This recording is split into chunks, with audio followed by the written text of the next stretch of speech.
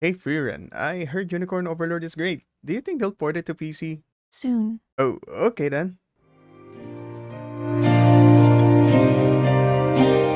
I'm gonna die first, aren't I?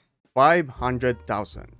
Unicorn Overlord managed to sell this massive amount of units, and I'm so happy for Vanillaware in creating this wonderful game and seeing this much success.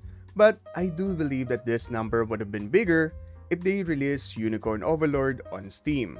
But this is Vanillaware we're talking about, and they seem to dislike the idea of putting their games on PC. So why are there no Vanillaware games on Steam?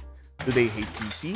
Are they afraid that PC gamers will steal their assets? Or do they simply not care? In my case, I am all for multi-platform releases, and I will support their games if they come out on PC. If you think a Unicorn Overlord Steam release sounds brilliant, then like this video and join Otaku Define for more JRPG content.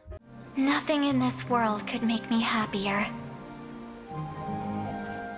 Before the worldwide release of Unicorn Overlord, Atlus, the game publishers of Vanillaware, wanted Unicorn Overlord to be ported to PC. However, Vanillaware was against this idea. Atlus, as the publisher, respected Vanillaware's decision, citing that they are only the publisher of the game and their agreement with Vanillaware is to release the game exclusively on consoles. So it's apparent that we won't see Unicorn Overlord on Steam anytime soon, or maybe even never. Why is it? To this day, where game developers and publishers welcome the idea of releasing their games on every platform possible, Are you sure about that? Vanillaware just doesn't want to do it. The first major reason is money. When it comes to Vanillaware developing their games, they have a history of running out of budget. It happened in 13 Sentinels and it happened again for Unicorn Overlord. The most simple way to take this is why not earn more profit by putting their games on a platform that has been dying to get them? It does sound logical, as Japanese game developers who were hesitant before importing their games to PC became a financial success. Even Atlus, who finally made their first profit in over a decade after porting Persona 5 Royal to Steam. It certainly is a solution, although the problem is the budget. And that also means Vanillaware lacks the assets and tools to prepare their game for a PC release.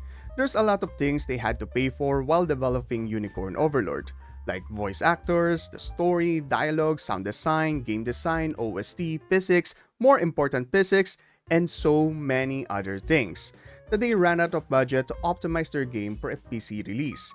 It takes a lot of technicalities and also outside factors like contracts, since the game they created could be bound by a certain commitment.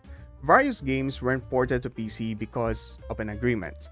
One of the best examples of this is Sega's Judgment series, whereas the actor who plays Takayuki Yagami, Takuya Kimura's talent agency, refuses to put the game on Steam, in fear that the actor's likeness will be stolen and used as an asset for other games. Aside from actors and seiyuu or voice actors, another thing that is bound by contract are the music used in the games and even other assets that we can see in the game. Speaking of assets, there's this rumor as to why they refuse to port their games on PC. Vanillaware fears that their game will be reverse engineered, and their techniques for developing signature games will be copied. While that is understandable given the amount of shovelware games on Steam developed with a bunch of asset flips, the system where they port their games like PlayStation 4 and Switch has been cracked open, and their game files are easily accessed. To add, I have not found a single article mentioning that Vanillaware stated this, so I'll put this reason as I guess, which translates to horse. However, there might be some truth to this, as they have previously said that they were looking for tools to help them port their games on PC. Granted, this was a Facebook answer that George Kamitani gave, the president of Vanillaware, correlating this to another issue they had with porting Muramasa to modern consoles. It's pretty possible that Vanillaware lacks the necessary tools to pull off an optimized port on PC, and they do not want to risk releasing a bad game. That's the formula for AAA companies. So why not hire someone that knows how to do it or ask other development teams for help? Well, you see, that's where the rumored fears of copying their signature style comes to play. They're not afraid that us gamers will see those files, especially since 99% of us won't understand it. The heck is this? That's a monkey. It's the game developers outside their team. For the longest time, Vanillaware's core team has remained the same, and Kamitani wants to remain it that way as he trusts his team to help him create his visions in video games. And so far, he's right. Name one bad game from them. None. They haven't missed a beat. One more reason is that they fear it will devalue their games once they put it out on Steam. Granted, Steam does regular rounds of sale, and that's the reason why I bought games that I never played. Oh sweet, a puzzle game for $1. What a steal! I think this will be my 99th one. Similar gaming companies also had this reason, such as Falcom, wherein their games never went on sale, and if they were, it's usually not that big. But after Falcom finally caved in and released their games on Steam, thanks by the way, their games also became a regular discounted item that I also put on my library and have not played. Thank you again, Falcom, you're the best. Another reason why is culture. PC gaming in Japan is close to, well, basically non-existent. According to statistics, 72% of Japanese gamers play on consoles, while only 15% say they play games on PC. This makes absolute sense as to why Vanillaware chose to stay exclusively on consoles, since their main target market is the Japanese, and Japan is still attached to the good old-fashioned way of consuming media.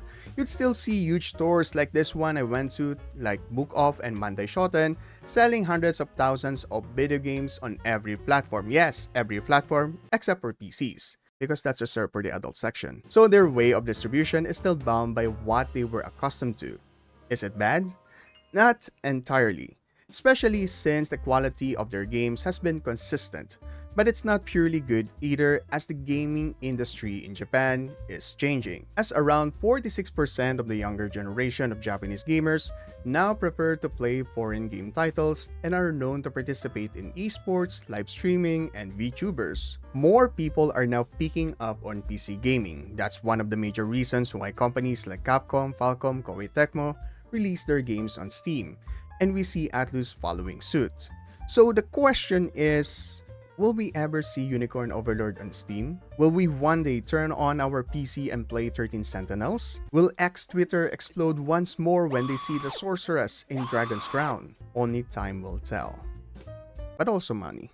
Speaking of money, after finishing Like a Dragon Infinite Wealth, it's weird that the title was never explained, but there's an actual meaning hidden behind the story. Check this video out. Like and subscribe to Otaku Define for more JRPG content. This is Math, and stay awesome, my dudes. Am I inside the robot?